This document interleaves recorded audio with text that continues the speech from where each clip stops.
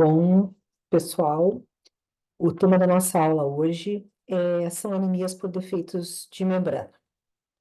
Lembrando que nós temos diversos grupos de anemias, várias classificações também existem na literatura. Aqui só para nós nos situarmos, então nós temos um quadro de anemia, concentração de hemoglobina baixa, nos diversos gêneros mas concentração de hemoglobina baixa, né? E aí nós temos as anemias com excesso de destruição. Então, nós sabemos que existe um problema, um defeito genético. Ao cair na corrente circulatória, essa hemácia é detectado o defeito e o sistema, então, provoca a remoção dessa hemácia, muitas vezes uma remoção precoce, a hemólise dessa hemácia, para que ela não continue na corrente circulatória, e isso dá o quadro de anemia.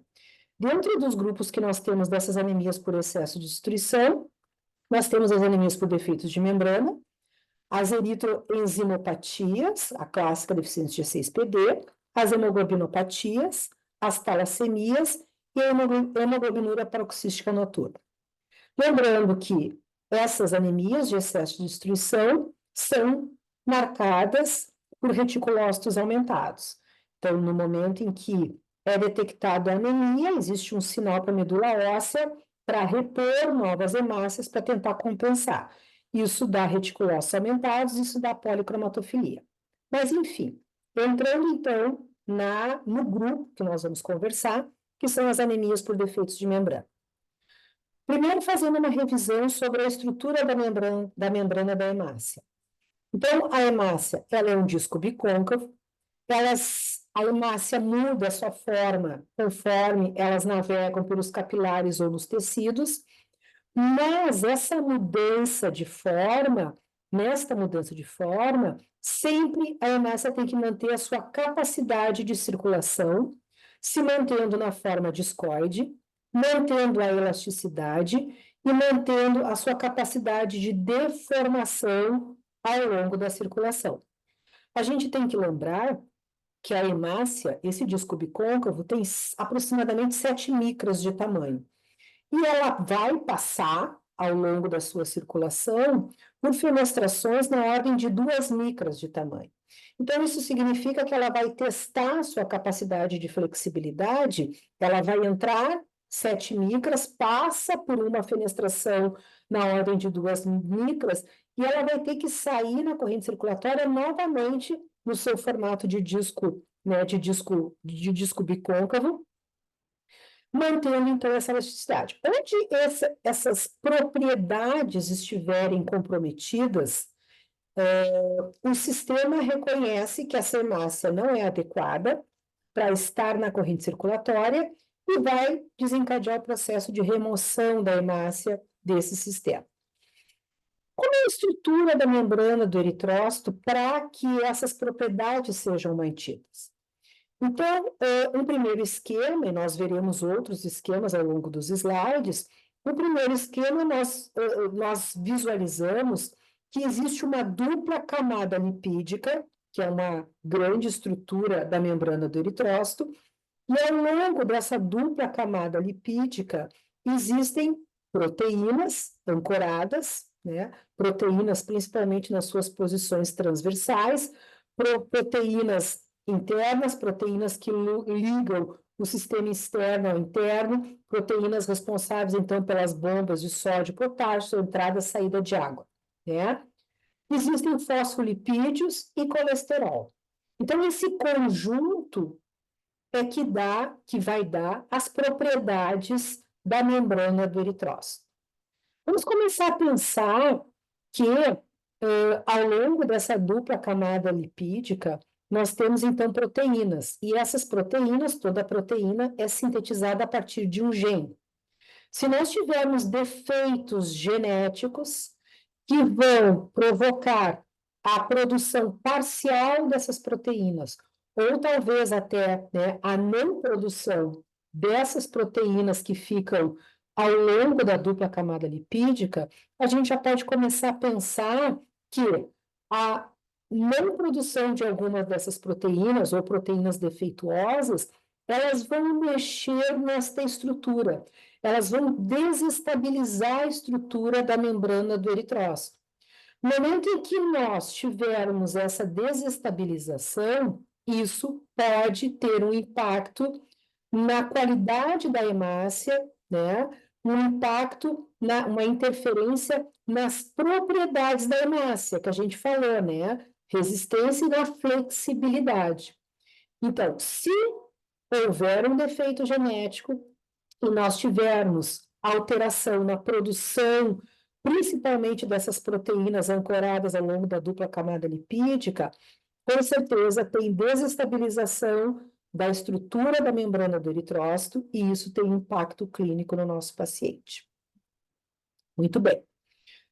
Continuando, então, falando sobre a membrana eritrocitária, como a gente está comentando, o citoesqueleto, né, toda essa estrutura de sustentação, ela é fundamental para a manutenção da forma do disco bicôncavo do eritrócito. E também é fundamental para a propriedade de flexibilidade, como eu comentei com vocês, do eritrócito. Por consequência, né, para garantir a sobrevivência em circulação, porque, de novo, principalmente o baço, aonde for detectado alteração nas propriedades do eritrócito, o baço automaticamente entende que esse eritrócito não está adequado para estar na corrente circulatória e ele vai ser hemolizado, ele vai ser removido. Com isso, então, olhando a estrutura da membrana como um todo, nós temos, então, a dupla camada lipídica, e a primeira coisa, nós temos várias dessas proteínas que nós chamamos essas proteínas transversais, e elas fazem, então, também o que nós denominamos de uma interação vertical ao longo da dupla camada lipídica. Olha lá, então, nós temos várias proteínas nesta ordem, importantes. Tem a banda 3, tem a proteína 4.2, tem a proteína 4.1 e outras, né? São inúmeras essas proteínas transversais que fazem essas interações verticais ao longo da dupla camada lipídica. Temos também proteínas que fazem o que eles denominam de interações horizontais, principalmente representada pelas cadeias da espectrina, alfa-espectrina e beta-espectrina. Vejam, ó, que elas fazem ligação cabeça com cabeça, espectrina com espectrina, e também existem ligações da espectrina com as proteínas de interação vertical, como se eles fizessem uma ligação. Então, esse conjunto de estruturas de proteínas e dupla camada lipídica é o que dão sustentação e que dão estabilidade para a membrana eritrocitária, né? Para nós falarmos nos defeitos de membrana, 3 são os grandes grupos elencados na literatura. Nós temos as esferocitoses hereditárias, nós temos as leptocitoses hereditárias e nós temos as estomatocitoses. Todas elas, o que são, então? Elas são defeitos qualitativos e quantitativos dos constituintes da membrana que podem promover a instabilidade, elevando uma ocasional diminuição do tempo de vida da hemácia, ou seja, um estado hemolítico, a destruição, a remoção dessa hemácia. Então, de novo, né? Essas anemias são defeitos nessas proteínas que provocam hemólise. Novamente, um desenho esquemático da estrutura da membrana da hemácia, a dupla camada lipídica, as interações verticais, aqui representada, né, por banda 3, anidrina, anquirina, 4.1, 4.2, então, as interações verticais, e a espectrina, a principal representante das interações horizontais. Começando a colocar, né, os defeitos das anemias hemolíticas de membrana que nós vemos, a gente sabe que existe uma grande associação.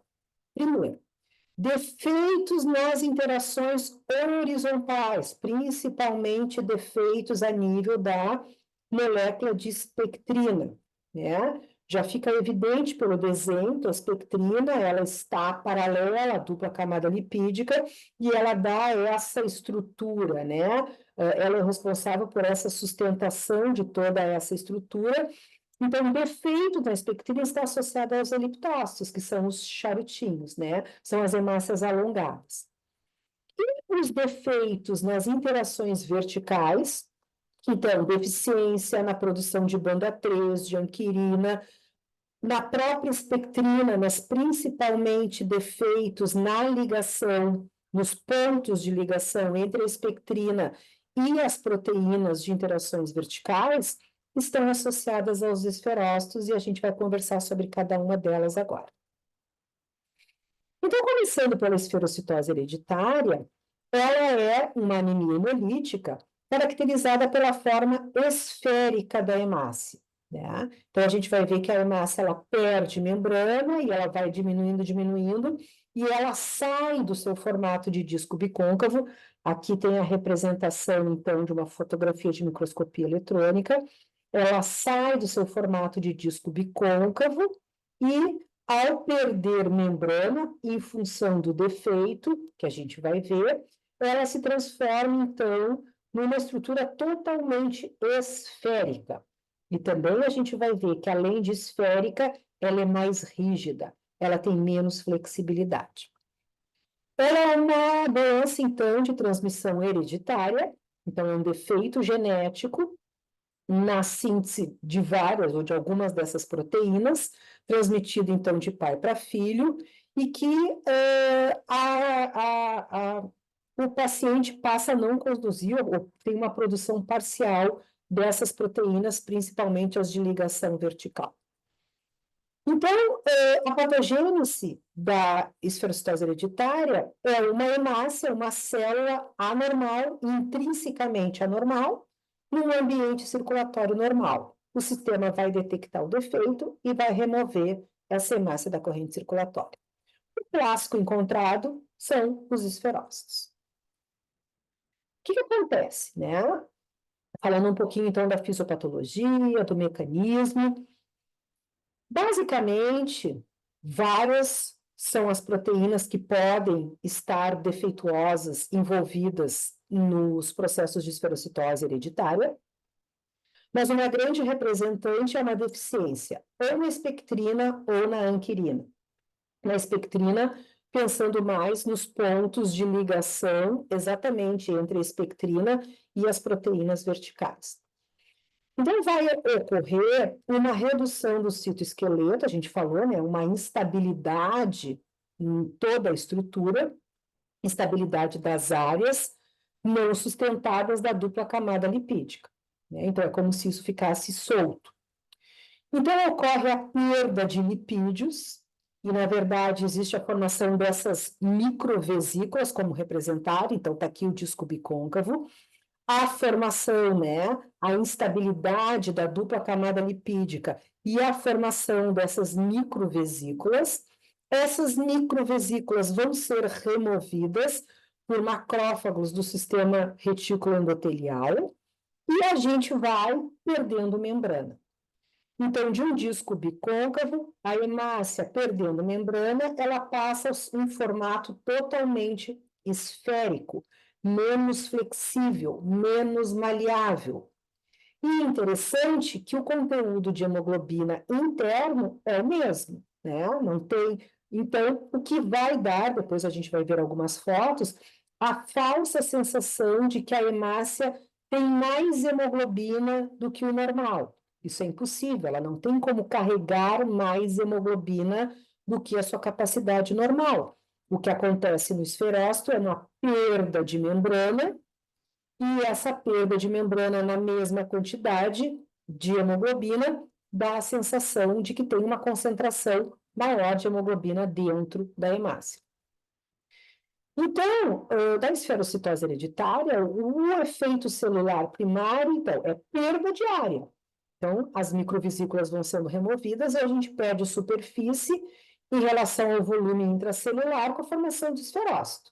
Então, o volume intracelular permanece igual e a membrana vai sendo perdida. Redução da deformabilidade das hemácias. Isso significa o quê? Perde flexibilidade. Então, aqueles testes que eu comentei, que ela tem que passar em pequenas fenestrações, entrar como um disco bicôncavo, se, né, passar pela fenestração e sair como um disco bicôncavo novamente, ela perde essa capacidade. E ela acaba ficando presa dentro do baço, que é essa predisposição ao aprisionamento esplênico, ela tranca literalmente e ali ela vai ser removida. Então, qual o tamanho da doença, né? Não existe uma única doença da esferocitose hereditária, porque a gente está falando de uma síntese de proteínas. Essa síntese de proteínas depende do defeito genético. Pode ser um defeito que não produz nada de espectrina, por exemplo, como pode ser um defeito genético, uma mutação, que tem uma produção parcial de espectrina. Então, existe uma grande variabilidade clínica dos pacientes com esferocitose hereditária. Então, o grau de deficiência de espectrina, principalmente, ou de outras proteínas, é proporcional ao aumento da fragilidade osmótica. Então, o que é caracterizado é que a hemácia, ela fica mais frágil ao rompimento. Então, quanto mais deficiência, mais frágil é a hemácia, maior a formação de esferócitos. Então, também o grau de deficiência depende do tamanho da instabilidade da dupla camada lipídica, né? Sugerindo que a perda da área da superfície resulta de uma deficiência primária ou secundária. Então, a gente vai ver essa variabilidade clínica que a gente tem desde pacientes assintomáticos até pacientes com uma esferocitose grave, severa, importante. Muito bem. Falando, então, a fisiopatologia da esferocitose hereditária, olha lá. Então, a gente tem um defeito primário, ou na espectrina, ou na anquirina, palidina, ou na banda 3. Vejam que várias proteínas podem estar envolvidas, né? Então, nós temos os defeitos nas interações verticais, essas interações, elas estão enfraquecidas, elas provocam, então, uma instabilidade na dupla camada lipídica. Ocorre, então, a perda da membrana através da formação dessas microvesículas que são retiradas da membrana, diminui a superfície em relação ao volume, diminui a deformabilidade celular, na verdade, ela fica menos flexível, ela fica mais rígida, o esferócito é bem mais rígido. Isso provoca, então, o aprisionamento esplênico. Isso mexe nas bombas, né, na pH, na glicose, nos agentes oxidantes, no contato com os macrófagos, e isso são os sinais no baço para que seja desencadeado o processo de hemólise. Então, a esferocitose é uma anemia hemolítica. Ela é uma herança, em 75% dos casos, ela é uma herança autossômica dominante. Mas a gente tem já relatos na literatura, em 25% dos pacientes, uma herança recessiva ou até algumas mutações de novo que já estão sendo descritas, tá? Mas é uma herança genética. A frequência na população é 1 de 2.000 a 5.000 nascimentos, né? E ela tem uma grande variabilidade clínica, de novo, conforme o grau da deficiência. Mas a intensidade, né, a esferocitose, seja ela leve, moderada ou grave, sempre vai ser acompanhada de uma anemia, a icterícia, por quê? Porque a anemia é desencadeada pela hemólise, a icterícia pela liberação de hemoglobina e a metabolização, então, dessa hemoglobina que se transforma em bilirrubina indireta. A esplenomegalia, por quê? Porque a gente tem a retenção desses esferócitos no baço, ele acaba ficando, né, hiperfuncionante, e a gente tem o aumento do baço nesses pacientes, né? E a gente vai ver que o tratamento, o principal tratamento, é a esplenectomia, na tentativa, então, de corrigir esse problema hemolítico nos pacientes, principalmente os pacientes com as formas graves, severas. Aqui representado também, como a gente vem comentando, não é somente uma proteína defeituosa, várias proteínas já estão descritas na literatura associadas à esferocitose. Anquirina, espectrina, alfa, beta-espectrina, banda 3, proteína 4.2. Então, todas as proteínas, novamente, né, envolvidas nas relações verticais do eritrócito, provocando a instabilidade da dupla camada lipídica, os genes envolvidos, os cromossomos envolvidos, as posições e o tipo de herança, autossômica dominante ou autossômica recessiva. Então, a gente vê que a gente já encontrou, a gente tem encontrado, né, os dois tipos de herança, principalmente autossômica dominante. Falando um pouquinho da clínica, a clínica nós já comentamos que ela é variável, então nós temos, para pacientes com uma deficiência muito pequena, na verdade existem mutações, mas a produção é quase uma produção normal, então seria um traço de esferocitose. Nós temos pacientes com uma esferocitose leve, com moderada grave e uma esferocitose grave. Claro que quando a gente estuda, a gente acaba focando na esferocitose grave, que são os casos clínicos clássicos que a gente pode demonstrar e exemplificar. Vamos lá, então, hemoglobina, reticulócito, bilirrubina. Então, é óbvio que o quadro, quanto mais grave, mais exacerbado. Então, a hemoglobina, nos pacientes que têm praticamente uma deficiência muito pequena, olha lá, a hemoglobina normal. Então, são pacientes que têm mutação, têm esferocitose, mas eles não têm anemia. Conforme a deficiência aumenta, obviamente, a anemia aumenta, podendo chegar em esferocitose grave, hereditária grave, a 6 gramas por decilitro de hemoglobina. Né?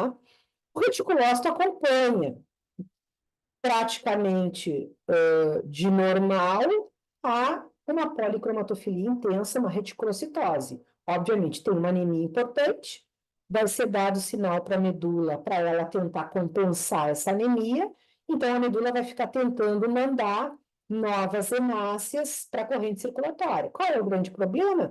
Se é um defeito genético, todas as hemácias que caem na corrente circulatória, elas vêm com o defeito, né?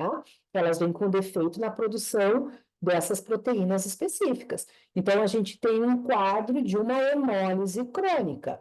Produção aumentada, liberação aumentada, cai na corrente circulatória com defeito, é destruído, dá o sinal para a produção e a gente entra num ciclo vicioso.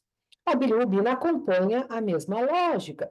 Quanto mais hemólise eu tenho, mais bilirrubina indireta eu tenho, mais ictérico é o meu paciente.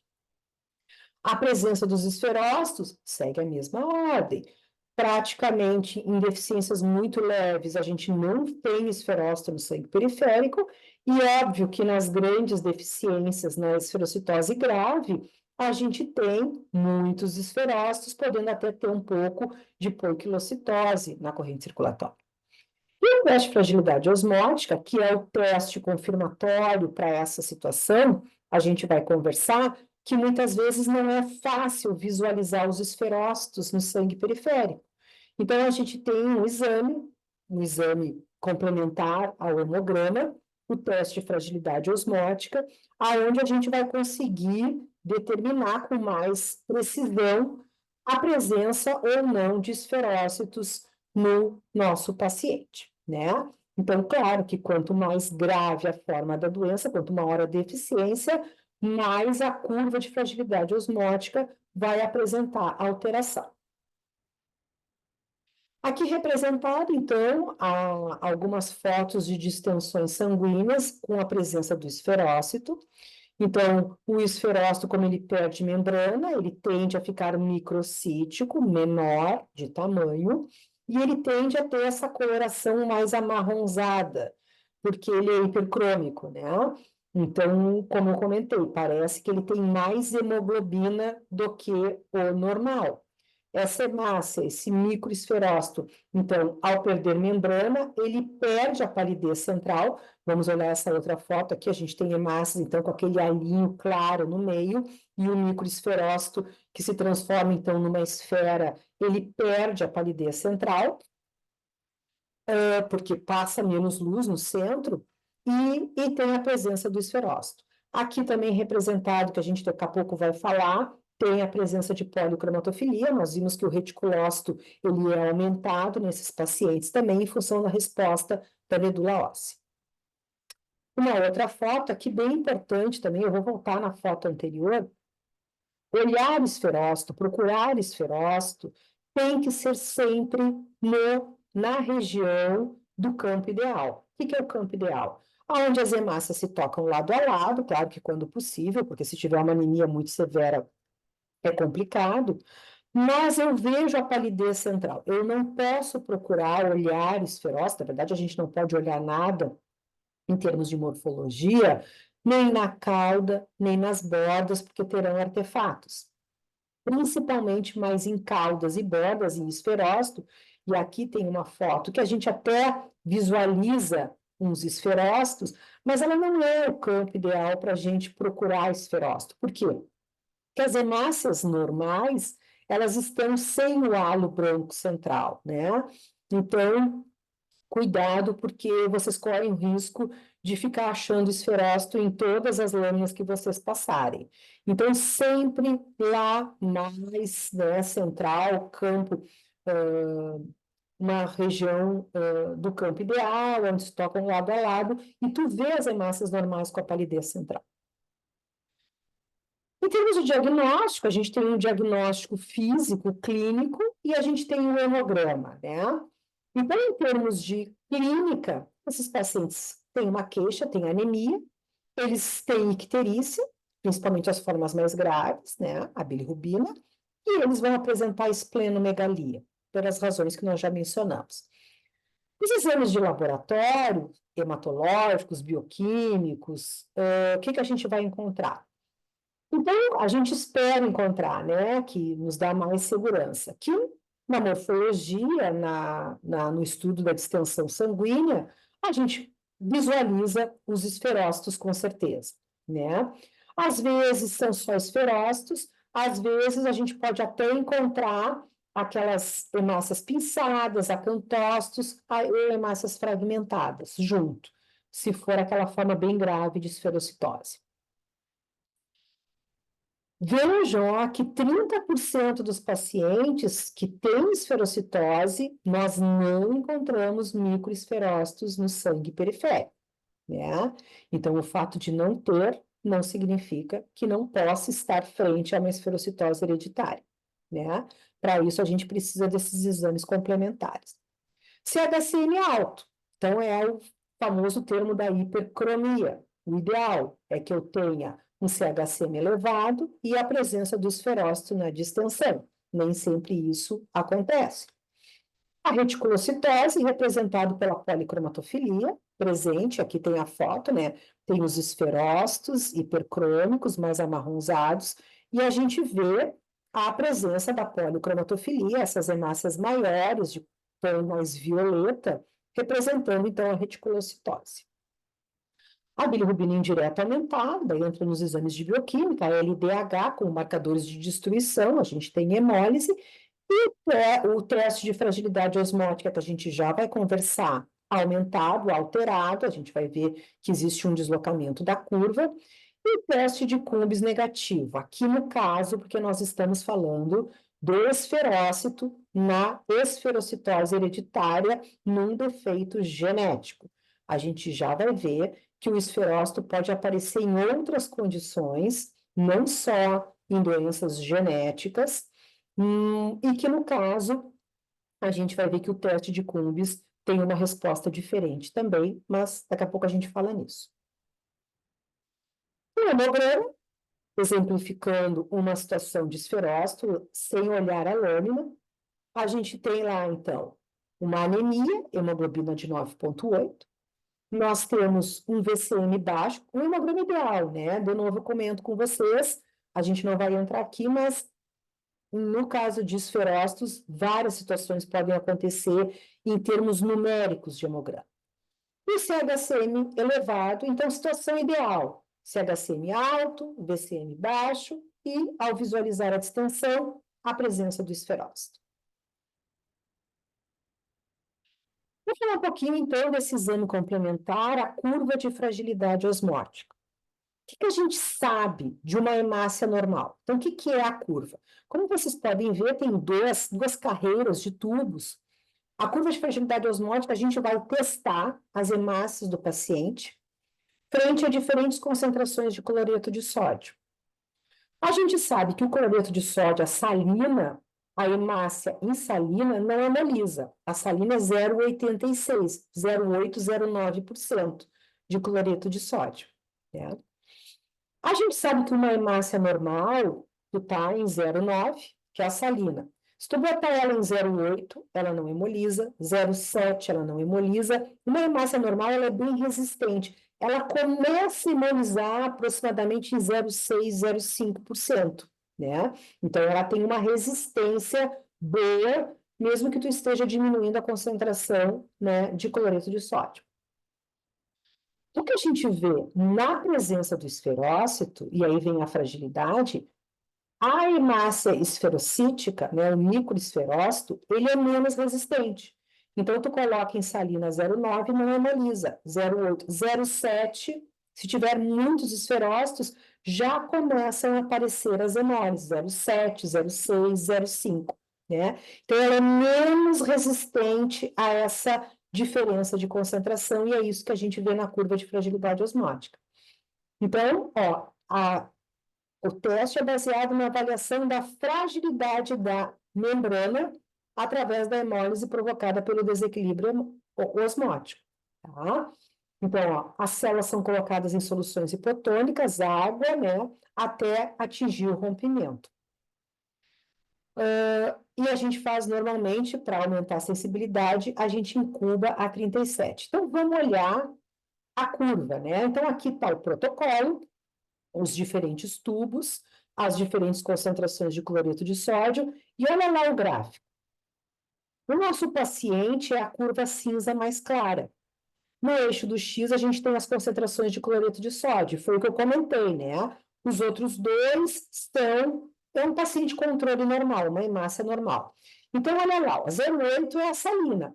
0,8 não hemolizou, 0,7 não hemolizou, 0,6. Ó, de 0,6 a 0,5, uma hemácia normal começa a ter percentual de hemólise. Até que, claro, né, ela não resiste e é totalmente hemolizada.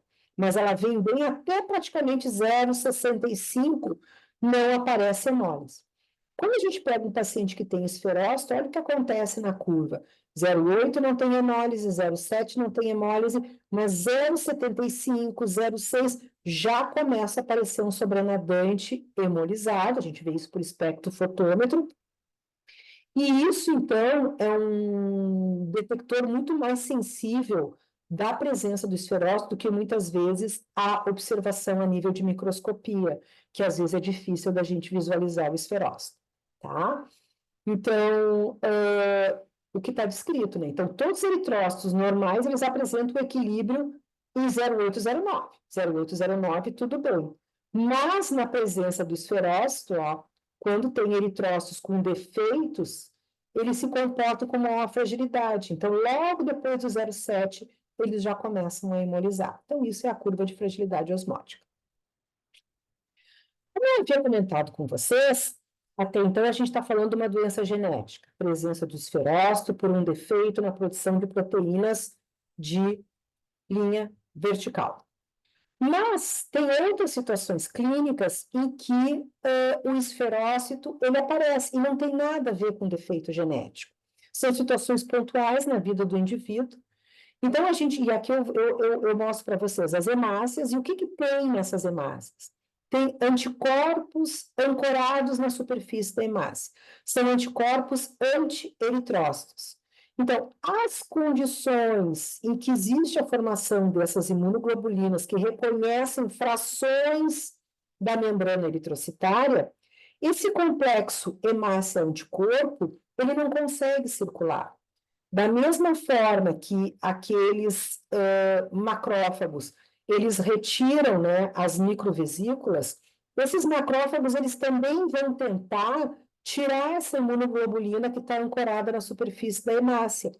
Ao tentar tirar, desculpa, ao tentar tirar a imunoglobulina, eles acabam levando pedaços de membrana. e vai formando o mesmo fenômeno, que é a perda de membrana, a permanência do conteúdo interno, né, de hemoglobina e uma sensação de uma hiperconcentração, né? E aí a gente tem esferócito no sangue periférico, mas a esferocitose hereditária, isso acontecia desde dos primeiros meses de vida. Aqui, olha lá, anemias hemolíticas autoimunes. Então, quem é que faz anemia hemolítica autoimune, né? Muitas das doenças do colágeno, paciente com artrite, com lúpus, pacientes politransfundidos, eles fazem anticorpo anti-eritrócito, e eles vão se sensibilizando. E a gente começa a observar esferócitos no sangue periférico desses pacientes que nunca tinham no passado. Reações transfusionais, né? Incompatibilidade ABA. Deficiência de G6PD pode formar esferócito. Hemólise induzida por drogas. Válvula cardíaca. Olha lá, exposição a agentes oxidantes. Veneno de cobra, picada por veneno de cobra.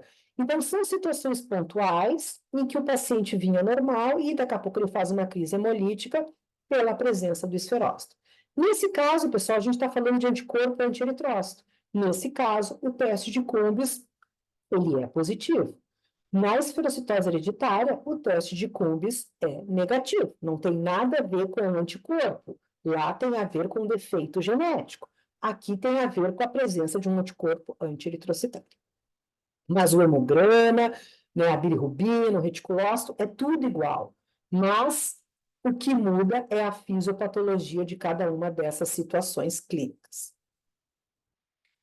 Esse artigo eu achei interessante, trago a nível de complementação, porque o que ele diz, né? Um paciente com esferocitose hereditária sem a presença pronunciada de esferócitos no sangue periférico. Então, para dizer como isso é, e aqui tem algumas fotografias, né? Raros esferócitos, mas os testes todos confirmando que esse paciente tem esferocitose.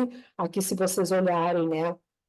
A mãe, a avó, então, uma herança genética, mas o cuidado, né, que às vezes o paciente, então, e vem pesquisa direcionada para ver se tem esferócito, então nem sempre eles aparecem no sangue periférico.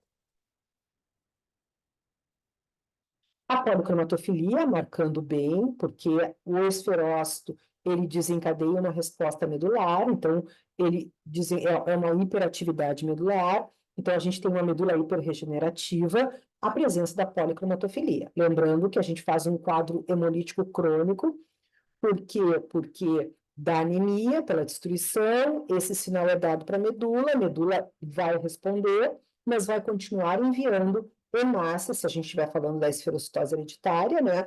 Dos dois casos, se for hemácias com defeito, e se tiver anticorpo anti-eritrocitário, essa hemácia cai na corrente circulatória, encontra o anticorpo e automaticamente forma um esferócito, tá bem? Sempre policromatofilia. Hemograma clássico, nós sempre trazemos hemogramas, né, para marcar bem. Imaginem que esse é um paciente com uma esferocitose hereditária ou com esferócitos em grande quantidade. O que a gente esperaria encontrar no hemograma? Anemia, uma anemia hemolítica, né? O VCM baixo, porque é um microesferócito, ele diminui de tamanho, e o CHCM alto. Lembrando que podem existir esferócitos e podem ter grandes variabilidades a nível de hemograma, em função de policromatofilia. Então, muita coisa pode acontecer, mas isso é o clássico, né? O que eu esperaria se eu tenho esferócito? Uma hemácia com a tendência a tamanho pequeno, hipercrônica, né? Com CHCM alto. Achar os esferócitos no sangue periférico, a reticulocitose, que é a policromatofilia, a bilirrubina indireta aumentada e a LDH aumentada. Então, é uma anemia hiperregenerativa. Esse é o hemograma clássico num paciente com vários esferócitos no sangue periférico, tá? A evolução, o tratamento vamos pensar, de uma esferocitose grave, um paciente que está hemolizando, uma criança, né, que desde o nascimento faz muita hemólise, o caminho natural para tentar corrigir é tentar tirar o baço. É a única forma, porque quem é que está incomodando, né? Quem é que está gerando a hemólise? É o baço. É o baço que reconhece aquela hemácia como rígida, vai tirar da corrente circulatória. Então, uma tentativa de correção é remover o baço. Isso se espera, antigamente se tirava muito mais baço, hoje se tem critérios bem mais restritos, porque a gente sabe qual é o envolvimento do baço, a importância do baço na montagem da resposta imune, no risco de infecções, de septicemia. Então, normalmente, se é uma criança que vem apresentando quadros hemolíticos severos, importantes, desde pequeno, normalmente se espera até 5, 6 anos, se tenta esperar o máximo, né, com ações paliativas, e aí com 5, 6 anos, se não tem outra alternativa, se procede à remoção do baço, né? Eles podem fazer essas crises, eles são tratados com ácido fólico, assim como as outras anemias hemolíticas, por quê? Porque eles estão destruindo, formando, destruindo, então tu precisa repor ácido fólico, e quando necessário, vai para a esplenectomia. Alguns pacientes não respondem, continuam fazendo hemólises severas, outros pacientes respondem, né? Mas lembrando, então, que tem que ter todo um cuidado, tentar se evitar, se não esperar até que a criança tenha terminado a montagem do seu sistema imunológico, para daí tirar o baço pelo seu papel importante na resposta imune. Aqui, novamente, né, é a classificação da esferocitose, mostrando mais a nível de tratamento, se vocês olharem, né, deixa eu ver se eu coloco aqui o marcador, só um minuto, pessoal, acho que aqui, tá? Então, a gente já viu, né, a hemoglobina com uma esferocitose leve e uma esferocitose severa. A gente viu que a hemoglobina ela vai caindo, né? No desenho aqui. O reticulócito vai aumentando, a bilirrubina indireta aumenta, né? A fragilidade osmótica também responde. E aqui, ó, a esplenectomia. Vejam que vai para a remoção do baço praticamente, né, as formas graves, as outras formas, né, vai se tentando levar o paciente sem a remoção do baço, transfusões também, claro, a forma grave, e aí é o politransfundindo que leva à decisão da esplenectomia, certo?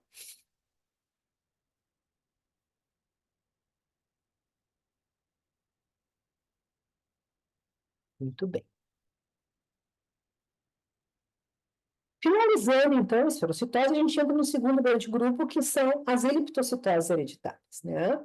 Então, é um outro defeito de membrana, a gente viu que são os defeitos horizontais, e ela é caracterizada pela presença dessas hemácias elípticas, os eliptócitos, podendo também ter variabilidade clínica de uma forma assintomática, até raras famílias têm formas graves de eliptocitose hereditária.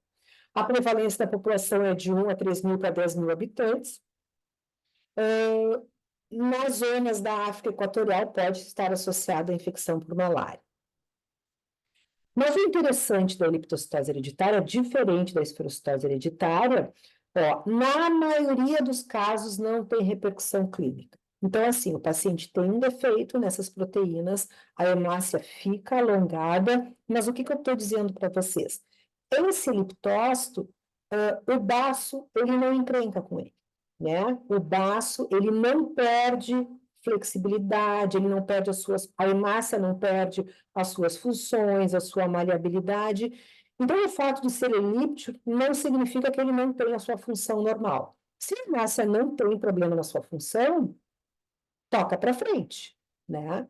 Então, é considerada, a eliptocitose hereditária, hoje, ela é considerada uma alteração estética.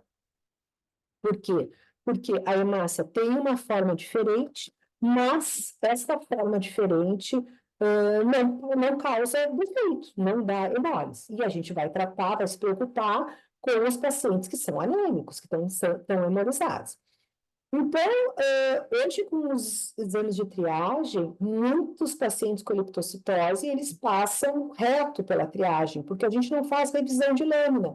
E como tu iria encontrar esse paciente somente se tu fizesse tensão sanguínea. A gente já vai ver um exemplo, vai ver que é um hemograma todo normal, tu não revisa essa lâmina, tu nem fica sabendo que o paciente tem leptocitose hereditária, né?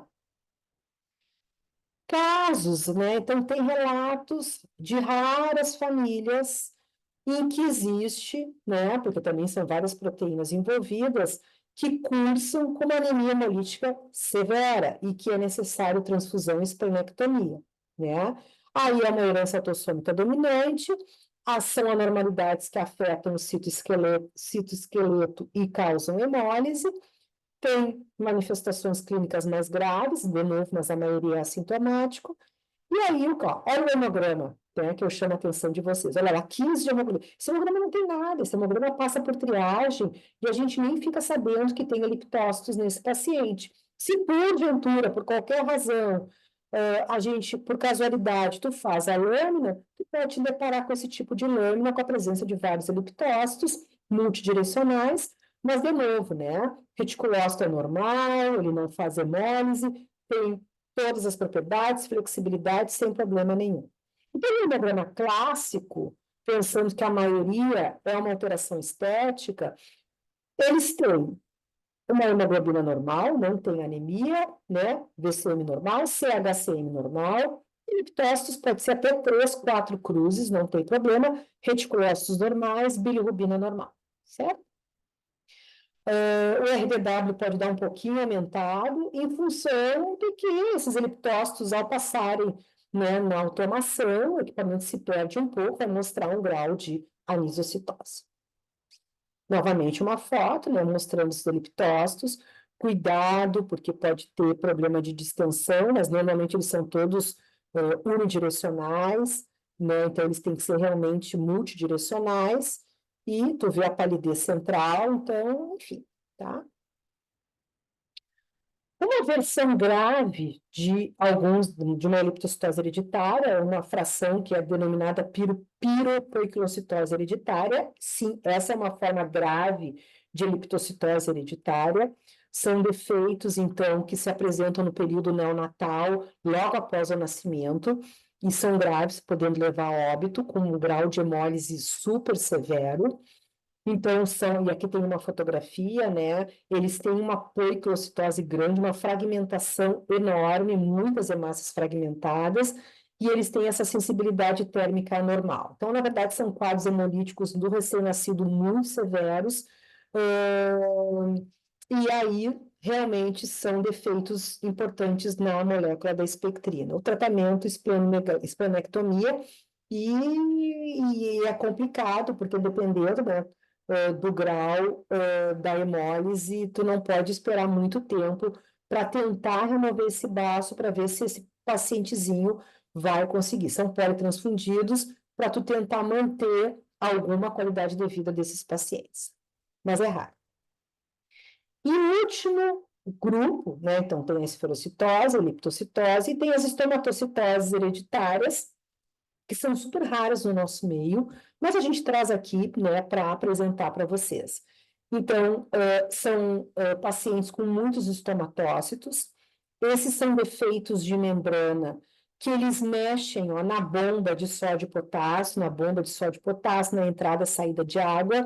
Então, a gente tem anemias hemolíticas de leves a moderadas, uma hemoglobina por volta de 10, uma resposta de hiperatividade, então uma reticulocitose, são levemente macrocíticos. Vamos lembrar, né, pessoal, que estomatócitos, e às vezes até estomatócitos em grande quantidade, não é específico de estomatocitose hereditária. Alguns hemogramas hepáticos apresentam vários estomatócitos, então tem que entrar em investigação, tem que entender um pouquinho o que está acontecendo com o nosso paciente, né? Não é um hemograma comum da gente encontrar. Eles podem ter CHCM elevado em função do equilíbrio, né, da entrada e saída de água, e também dá essa sensação. Alguns, né, com a sensação de desidratadas ou hiperidratadas desses pacientes. E o diagnóstico, ele é um diagnóstico mais complexo, ele não é um diagnóstico feito em laboratórios nossos, né, de análises clínicas convencionais, mas a nível de laboratórios de pesquisa, aonde realmente a gente tem que determinar essas quantidades intraeritrocitárias de sódio e potássio, né? E aí mexe, então, nos canais de trocas iônicas da membrana eritrocitária. Então, a gente entra mais a nível de pesquisa, numa outra complexidade, certo? Muito bem, pessoal, conversar sobre, então, os defeitos de membrana, bem marcado, assim, para nós, a nossa rotina, a esferocitose, ela é bastante importante, a presença do esferócito, seja ele por defeitos congênitos, ou seja ele, né, principalmente nas anemias imunohemolíticas. A eliptocitose, que hoje tem quase que passado desapercebido, e ela não dá um quadro hemolítico. Enfim, né? Então, obrigada pela atenção e fechamos mais esse grupo de anemias hemolíticas.